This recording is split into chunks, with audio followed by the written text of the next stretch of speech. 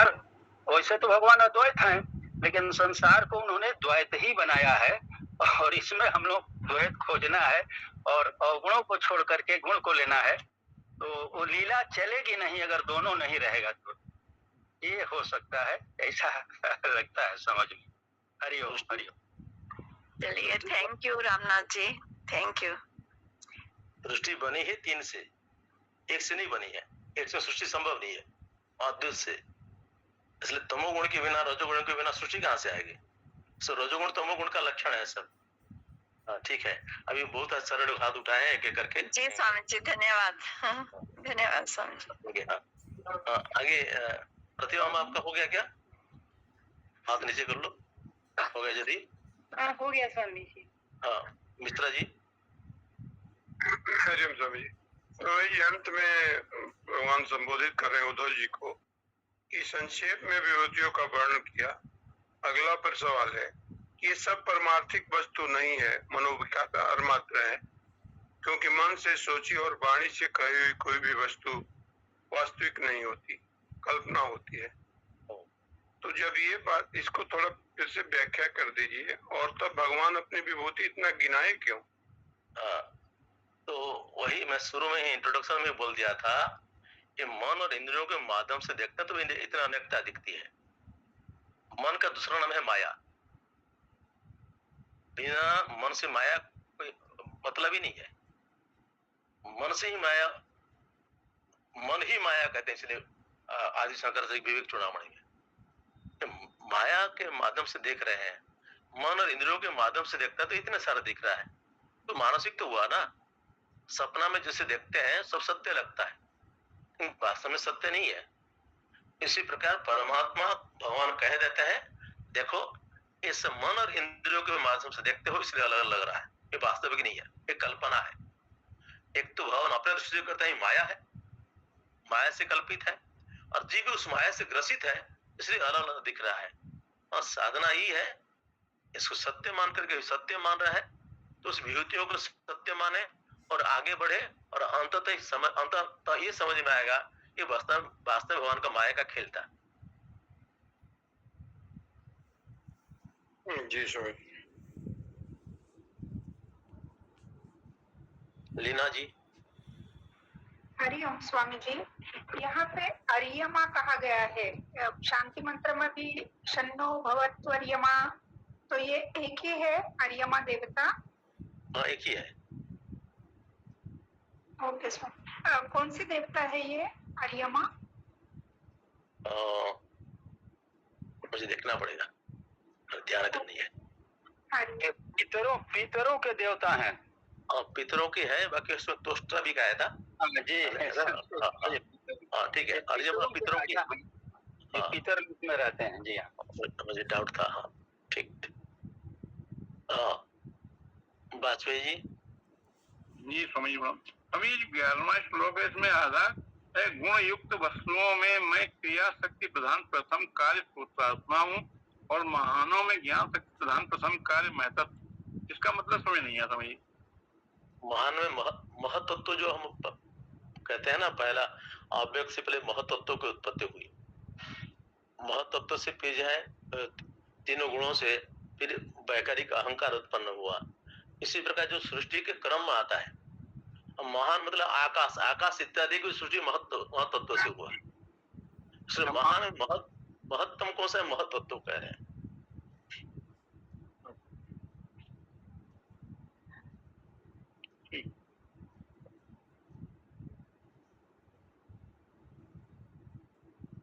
श्रीवास्तव जी। जी, हमारा कहना था कि सब कुछ प्रभु है, जितने भी गुण है जानने के, समझने के, करने की, जितनी भी क्रिया शक्ति में वही है। तो ऐसा लगता है कि वह क्रिया शक्ति जो अपने सुख के लिए करते हैं, तब वही बंधन हो गया। वही क्रिया शक्ति यदि पर के लिए करे, परमात्मा के लिए करे, अपने से भिन्न किसी के लिए भी करे, तब बंधन से मुक्ति होगी क्या? कोई भी शक्ति अपने आप में दोष नहीं है। जी माया से जो है सब कोई दोष नहीं है। बिजली जो है शक्ति से कोई दोष नहीं है।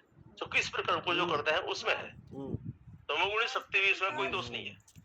उसके बिना सृष्टि होगी ही नहीं। यदि जड़ता स्थिरता नहीं आएगी तो सृष्टि कहां से होगी? चंचलता नहीं आएगी रजोगुण का तो होगी ही नहीं। इसकी सही दिशा देने से फिर यह व्यक्ति को उत्थान होता है। इसलिए क्रिया शक्ति जो कह रहे हैं सबके अंदर में है, उसको सही दिशा देने की आवश्यकता है। जी, तो अपने सुख के लिए नहीं किया जाए, परमात्मा यही उसका सही दिशा है क्या? हाँ, परमात्मा के लिए क्या है? जी जी मंजू जी। जी हरिओम स्वामी जी। मैं बस ये पूछना चाह रही थी स्वामी जी कि जितनी विभूतियां यहाँ भगवान ने अपने बारे में गिनाई हैं वही सब कुछ हम लोग भगवत गीता के उनके बारे में पढ़ते हैं या उन्होंने अपने बारे में गिनाए हैं, तो ये दोनों एक ही है या एक ही जगह पे बोला गया है या ये अलग अलग स्थानों पर बोला गया होगा? अभी शुरू में बताए थे ना, ये उद्धव भी प्रश्न किए हैं। और कब किए हैं? जब भगवान अपने शरीर त्याग कर रहे हैं, अपने धाम में जाने के लिए प्रयास कर रहे हैं और जाने के लिए कर रहे हैं। उसमें अपने धर्म रक्षण के जो कर्म कर चुके हैं, अधर्मों को नाश भी प्राय कर चुके हैं, थोड़ा सा बचा है। और वहां पे युद्ध क्षेत्र में हुआ था, और यहाँ पे भगवान प्रवास क्षेत्र में, जहाँ पे भगवान शरीर त्याग करने वाले हैं, उस जगह पे भगवान जो है उद्धव जी को ज्ञान दिए हैं। इसलिए युद्ध क्षेत्र था, एक शांत वातावरण में इसे दिए हैं भगवान, उद्धव को दिए हैं। इसलिए वहां पे कम वर्णन है, युद्ध क्षेत्र में कितना वर्णन करेंगे, फिर भी इतना कर दिए। और यहाँ पे शांत अवस्था में, इसलिए वहां थोड़ा सा विस्तार से कर दिए।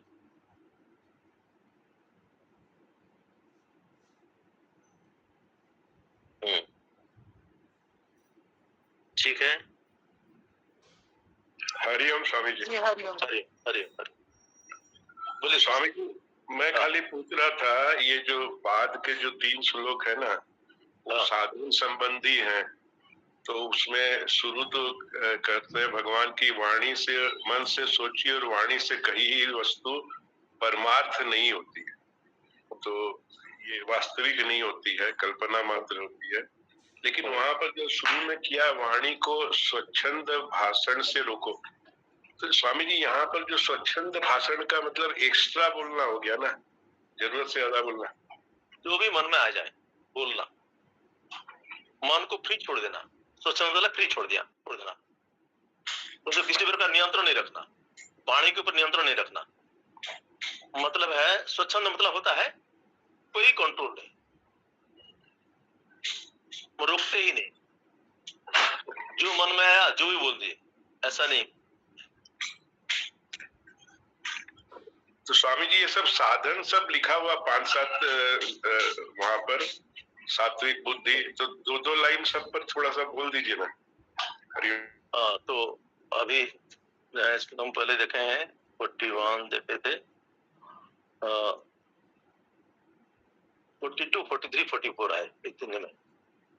वाचम यच्छ, मनो यच्छ, प्राणम यच्छ, आत्मना आत्मनम यच्छ, न भूयः कल्पते अध्वने। यच्छ मतलब होता है दे दो, यच्छ मतलब नियम, संयम में आता है यम। यच्छ मतलब वाणी को नियंत्रण में लाओ, मतलब है जो भी आए न बोले, विवेक पूर्वक बोले और रोके। नहीं बोलने के लिए नहीं कह रहे हैं, बोलना है, जो बोलना चाहिए इसको ही बोले, आवश्यक है तो बोले। वाणी का हम लक्षण देखे हैं, सत्यम, प्रियम, हितम, मितम। मितम मतलब है संयमित, मितम मतलब है अल्प बोले, बिना किसी कारण से मत बोले, और संयमित बोले। बोलना है तो सच बोले, मीठा बोले, और प्रिय बोले, और सीमित बोले। इसलिए वाणी का कहा गया इसको संयमित रखें, यदि हम चाहते हैं परमात्मा का अनुभव करना चाहते हैं। इसलिए यहाँ पे बताए कल्प से अध्वने, अध्वने मतलब है संसार चक्र के, मतलब है संसार से जो मुक्ति पाना चाहते, दुख से, तनाव से मुक्ति पाना चाहते हैं तो फिर ये करें। यदि परमात्मा सब जगह है, अनुभव में हो गया है तो कोई दिक्कत नहीं है। यदि ये पता लग गया है कि इंद्रियां, मन से जो भी दिख रहा है वह सब माया है, तो कोई बात नहीं, वहां पे साधना की आवश्यकता नहीं। यहाँ पे मन बुद्धि यह भी नहीं है, माया है। जिससे हम देख रहे हैं तो सब भी माया है। लेकिन वहां पे साधक के लिए भगवान कह रहे हैं, फिर अगर इस परम आनंद को पाना चाहते हो, संसार से मुक्ति पाना चाहते हो, तो फिर इंद्रियों को संयमित करना सीखो। पहले वाणी सबसे बड़ा जो है बाधक है। सभी इंद्रियों में वाणी को कहा गया है सबसे नियंत्रण करना चाहिए। योगस्य प्रथम द्वारम वांग निरोधः, विवेक चूड़ामणि में शंकराचार्य जी बताए, योग मतलब है कि परमात्मा प्राप्ति में, आध्यात्मिक साधना में सबसे बड़ा साधना है वाणी को रोकना। हमारे मन में आ गया, बोलने की कोई जरूरत नहीं है। हम अभी स्वाध्याय मंडल में देखते हैं, कुछ कुछ ज्यादा बोलते हैं, हम रोक देते हैं। जैसे काल परसों भी हुआ था, तो क्या है, क्या करते हैं, मन में जो कुछ है सब नहीं बोलना है। आवश्यक है कि नहीं है, टू द पॉइंट है कि नहीं, विस्तार करने की कोई जरूरत नहीं, टू द पॉइंट बोलते हैं। तो इसी प्रकार संयमित बोलना है। और दूसरा है वांग निरोध, मतलब है कहाँ कितना बोलना है, कैसे बोलना है, सब ध्यान में रखना है। तो वाणी का नियंत्रण, फिर मन का नियंत्रण बताए। मन सभी इंद्रियों के पीछे जाता है, केवल वाणी का नहीं है। अगर मन को नियंत्रण किए तो फिर यह बाकी सब नियंत्रित हो जाएगा। संकल्प विकल्प का नियंत्रण, मन में आता रहेगा लेकिन उसमें कौन सा आवश्यक है, कौन सा आवश्यक नहीं है। और मन का नियंत्रण मतलब होता है राग द्वेष का नियंत्रण। मन में राग द्वेष आता है, उसके अनुसार कर्म नहीं करना, मन का नियंत्रण है। फिर कहते हैं प्राणाम यच्छ, प्राणन मतलब थोड़ा सा प्राणायाम करें। ये संसार में हम जीते जीते हमारा प्राण में इरेगुलरिटी आ जाती है, उसमें अव्यवस्थित हो जाता है। खान पान, रहन सहन इत्यादि से वो जो है अपने नियंत्रण में नहीं रहता है। और दूसरा जो है अव्यवस्थित हो जाता है, कभी तेजी से सांस चलता है, कभी धीरे से चलता है, कभी सांस का बीमारी भी हो जाती है। तो इसलिए प्राण को नियंत्रण करना सीखें, मतलब है थोड़ा सा प्राणायाम भी करें। और फिर इंद्रियां, सभी इंद्रियों, केवल बाकी इंद्रियों को नहीं, सभी इंद्रियों को नियंत्रण में रखें। फिर आत्मना आत्मना यच्छ, स्वयं को स्वयं से नियंत्रण में लाए। बुद्धि भी अपना है, मन भी अपना है, बुद्धि के द्वारा मन को संयमित करें। इसलिए गीता में भगवान कहते हैं, जब कहते हैं उद्धरेत आत्मात्मानम, मतलब है अपने विवेक बुद्धि से मन को नियंत्रित करें और उद्धार करें। यहाँ पे आत्मा आत्मानम मतलब है स्वयं को स्वयं के द्वारा स्वयं से नियंत्रित करें। और फिर आत्मना आत्मानम यच्छ न भूयः कल्पते अद्वैन, अगर ऐसा कर लेता है तो फिर इसको फिर संसार चक्र में पड़ना नहीं होता है। इस प्रकार बताए। और फिर कहते हैं जो वही वांग मनसी सम्यक संयच्छन ध्यायति, यति मतलब जो संयमी है, जो साधक है, सन्यासी है, यति है मतलब जत्नशील है, ऐसे व्यक्ति यह यति ही वांग मनसी सम्यक संयच्छन, वाणी को मन में संयमित करता है। हम जो पढ़ते हैं वांग में मनसी प्रतिष्ठा, मनो में वाचि प्रतिष्ठितम, जो आता है वेद मंत्र आता है, वाणी को मन में संयमित करते हैं, उल्टा करते हैं धीरे धीरे, फिर मन को अपने स्वरूप में स्थिर करते हैं। इसी प्रकार कह रहे हैं वाणी को संयमित करके मन में स्थिर करो और धीरे धीरे अंतर्मुखी यात्रा करो। लेकिन कैसे करेंगे? मन को कहां से कंट्रोल करेंगे? तो बुद्धि से करें, धिया धिया, बुद्धि से वांग और मन को संयमित करके सम्यक संयच्छन मतलब अच्छे ढंग से नियंत्रित करके, फिर क्या है, तस्य व्रतम तपः दानम स्रवति घटाम बुबत, स्रवति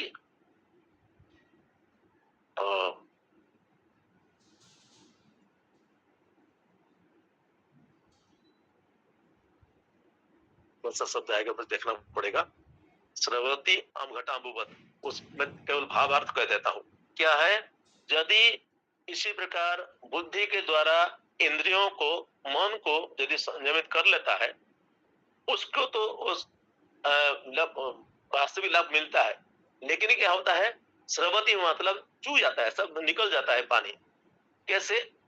यज्ञ दान तप सब का जो फल है वो कैसे जाता है? जैसे घड़ा है, उसमें पानी भरा हुआ है, तो वहां पे कच्चा घड़ा है, आम घटायाम घटामुवत कह रहे हैं, मतलब है जो मिट्टी अभी घड़ा बनी है लेकिन आग से पका नहीं है, आग से पका नहीं है तो गीला है अभी, अगर उसमें पानी भरेगा तो क्या होगा? वो घड़ा ही पूरा पिघल जाएगा, सब साधना हमारा व्यर्थ जाएगा। इसी प्रकार यदि हमारा साधना को हम जल माने और यदि ये सबको हम मटका माने, जो साधना कर रहे हैं सब जो है, व्रत तप इत्यादि, तो क्या होगा? वो सब व्यर्थ चला जाएगा। इसलिए कच्चे घड़े में पानी भरने से जैसा होता है वो व्यर्थ चला जाता है, इसी प्रकार इतने साधन के प्रयास के और कुछ काम का नहीं रहा। तस्मान मनोवाच प्राणान यच्छत मत परायण, भगवत परायण होकर के सबको जो है संयमित करना है। अपने बलबूते पर होता नहीं, इतने सारे संयम है, अपने पुरुषार्थ से अपने विवेक लगाते हैं, होता नहीं। इसलिए कह रहे हैं भगवत परायण होकर के करना चाहिए, भगवान की शक्ति से हो सकता है।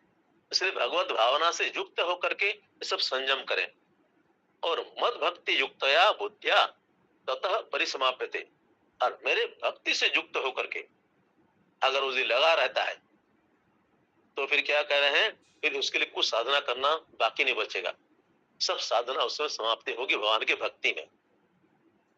जो समझ में आया बताया। इसमें यदि कुछ प्रश्न है तो चर्चा करेंगे। सुशील जी,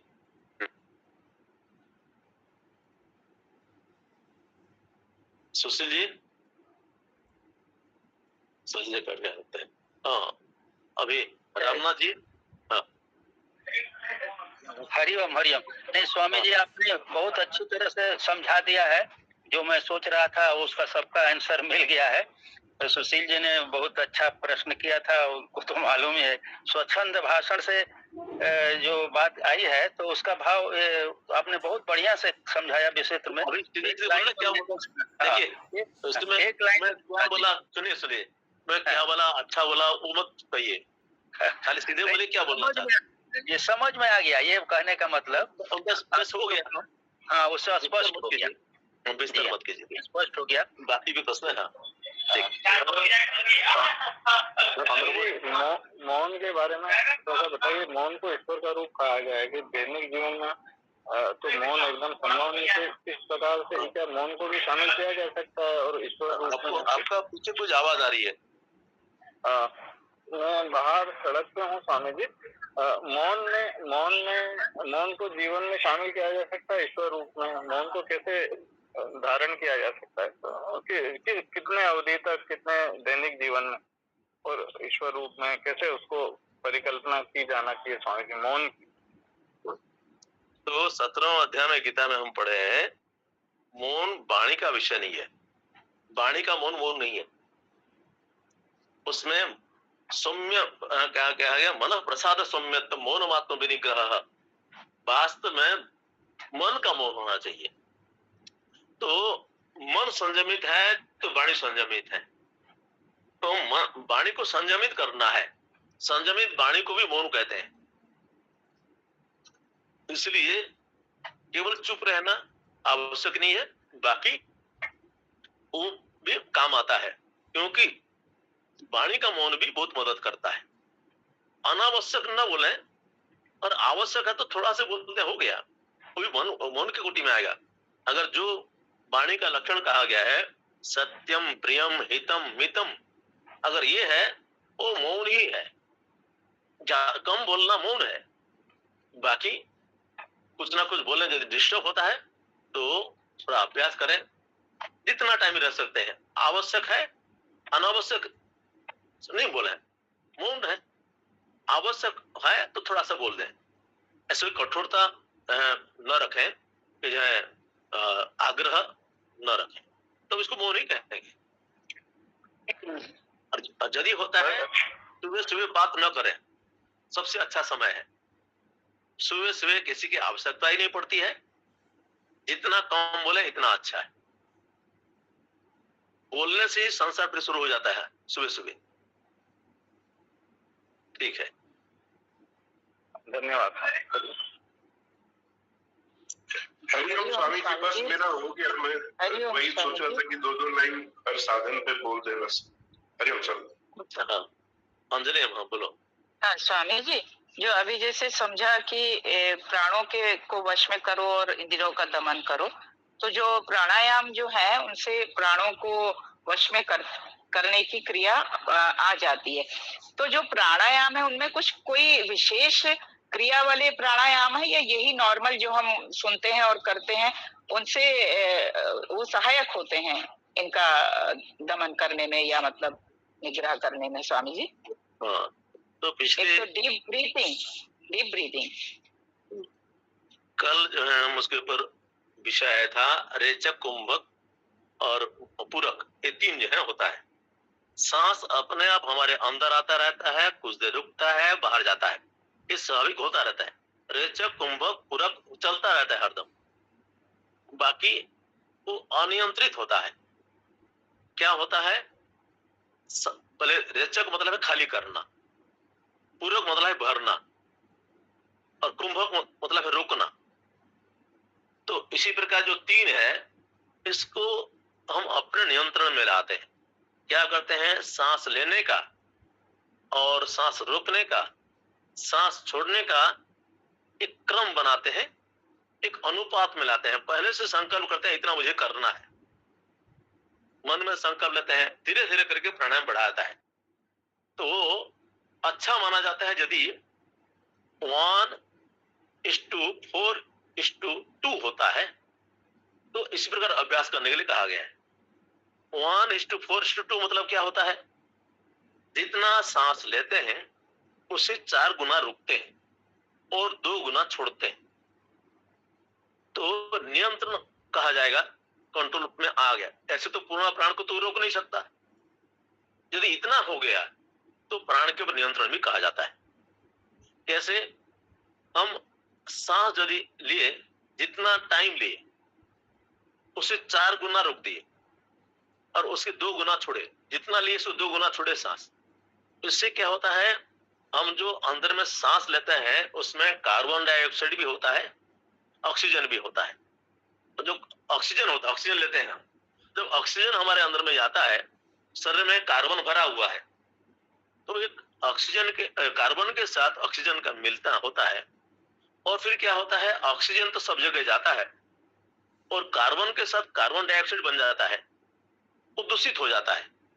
तो उसको जो है हम जितना अंदर में रोकते हैं इतना ऑक्सीजन फैलता है शरीर में, और जितना ऑक्सीजन पहुंचेगा इतना सब हमारे जो सेल्स हैं फ्रेश हो जाएंगे, ऑक्सीजन जितना जाएगा जीवन आ जाएगा। तो फिर इसका प्रभाव मन के ऊपर भी पड़ेगा, मन भी फ्रेश हो जाएगा, मन के ऊपर भी नियंत्रण आ जाएगा। और साथ साथ जब इसको छोड़ते हैं, छोड़ने के समय 2 गुना छोड़ते हैं, 4 गुना रोकते हैं तो पूरा ऑक्सीजन सब जगह फैल जाए, और ज्यादा छोड़े, 1 गुना से सांस लेते हो 4 गुना छोड़े, 4 गुना 2 गुना छोड़े, तो क्या होता है? ज्यादा से ज्यादा कार्बन डाइऑक्साइड निकल जाता है। कुंभक से ऑक्सीजन पूरा फैल जाता है शरीर में और टिकता है, और कार्बन डाइऑक्साइड ज्यादा से ज्यादा निकल जाता है। जितना सांस लेते हैं इससे 2 गुना छोड़ते हैं। तो लेकिन उसको धीरे धीरे शुरू करते हैं। पहले जो है नाड़ी शोधन प्राणायाम शुरू करते हैं, वहां से शुरू की जाती है। एक सांस से, एक नाक से लेते हैं, दूसरे में छोड़ते हैं, दूसरे में लेते हैं, पहले में छोड़ते हैं, और फिर एक में लेते हैं, एक में छोड़ते हैं, दूसरे में लेते हैं, दूसरे में छोड़ते हैं। इसी प्रकार क्रम बदलता है। फिर सांस लेकर के एक बार लेते हैं, जितना लेते हैं इतना रोक लेते हैं, इतना छोड़ लेते हैं। इसी प्रकार ये चलता है। लेकिन धीरे धीरे सांस छोड़ने की मात्रा बढ़नी चाहिए, जितना छोड़ सकते हैं। बहुत कठिन होता है। 1 भाग लेना, 4 भाग रोकना आसान है, 2 भाग सांस छोड़ना कठिन है। 4 भाग स्वामी जी, रोकना, लेकिन हम जितना लेंगे छोड़ेंगे तो उतना ही ना, जैसे गुब्बारे में जितनी हवा भरेंगे उतनी तो बाहर निकलेगी। तो क्या वो कार्बन डाइऑक्साइड के साथ मिल जाता है, कार्बन डाइऑक्साइड के साथ, इसलिए डबल हो जाता है क्या? नहीं, फिर कंट्रोल क्या रहा? इतना इतना छोड़ते उसमें नियंत्रण कहाँ रहा? फिर प्राणायाम क्यों कहेंगे फिर उसको? वो प्राणायाम है ही नहीं, अंदर में नहीं, मन जैसे है। हमने जो एक बार में ली, मान लीजिए जितने भी सेकंड लगे, उसको रोक के रखा, तो रोक के रखने में क्रिया हुई कि आप अब समझा रहे सब जगह फैलती है, वो उसको प्लेस मिलता है, सब जगह जाती है। तो चाहे फैल जाए चाहे एक जगह रहेगी तो उसी अनुपात में ना, जिस अनुपात में ली है, मतलब कि जितनी पहुंची है अंदर जिस मात्रा में, उसी मात्रा में तो बाहर आएगी। चाहे फिर हम धीरे धीरे छोड़ रहे हो उसको, लेकिन आएगी तो उसी मात्रा में बाहर।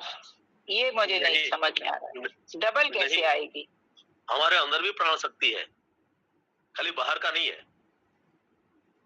और शरीर नहीं रहता तब भी प्राण शक्ति चलती है, जो शरीर को उठा के दूसरे में ले लेता है। ऐसा नहीं कि जहां बाहर का प्राण से हमारा चलता है, ऐसा तो फिर ये मुर्दा के पास भी है, जितना लेता है इतना छोड़ेगा। अभी चाहे हवा तो निकल जाए, खिड़कियां हैं तो निकल जाएगी, तो घर में हवा घुसती है चली जाती है खिड़कियों के माध्यम से। लेकिन यहाँ पे ऐसा नहीं है, अंदर में प्राण शक्ति है, अंदर में शक्ति है, शक्ति से रोका जा सकता है, फैला जा सकता है, उसको उपयोग किया जा सकता है। इसलिए जितना टाइम लेते हैं उसका मतलब नहीं है। उसको लेके क्या होता है, हमारे अंदर रुकावट पैदा होता है, तुरंत फैल नहीं जाता सब जगह, क्योंकि कार्बन है, हमारे हार्ट है, मांस से बना है, हड्डी में है, सब है, तो कैसे जाएगा सबके अंदर घुसेगा कैसे? तो इसलिए सबके अंदर अंदर भी घुसे, सूक्ष्म रूप में चले जाए, तब जाके फ्रेश होगा। केवल हवा टच करने से नहीं होगा, हर अंग प्रत्यंग में जो सेल्स है सब में जाए, तुरंत नहीं चला जाएगा, रुकावट बहुत सारी चीज है। ठीक है, उसके ऊपर ये तो हम एक तर्क देते हैं, बाकी वो करके आपने अनुभव करना चाहिए फ्रेशनेस होता है कि नहीं। उद्देश्य है मन नियंत्रण में आ जाए, प्राण नियंत्रण से मन नियंत्रण में आता है, उद्देश्य है मन को नियंत्रण करना। बाकी ये हमारे योग शास्त्र में कहा गया है, नियंत्रण मतलब है प्राण को रोक देना। और क्या है, जो जोगी लोग तो घंटों भर, वो दिनों तक, महीनों तक रोक देते हैं, जितना सांस लेते क्या हो गया, इतना रोक देते हैं समाधि अवस्था में। ऐसा नहीं कि जितना ली इतना छोड़ देंगे।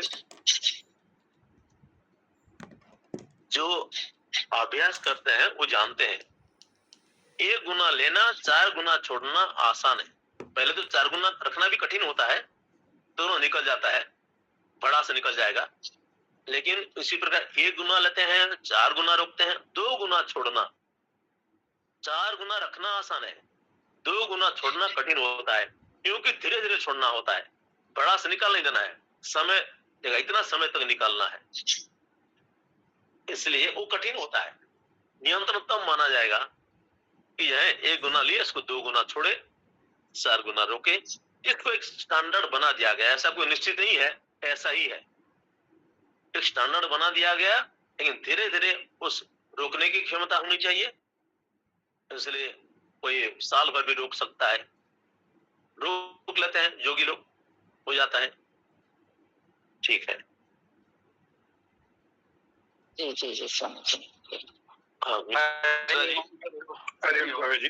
हाँ, हरिओम जी, छठा अध्याय पढ़ते समय भी चर्चा हुई थी रेचक कुंभक पूरक के बारे में। सैद्धांतिक रूप से तो समझ में आ गया था, और बाह्य कुंभक अंतर कुंभक की बात आई थी।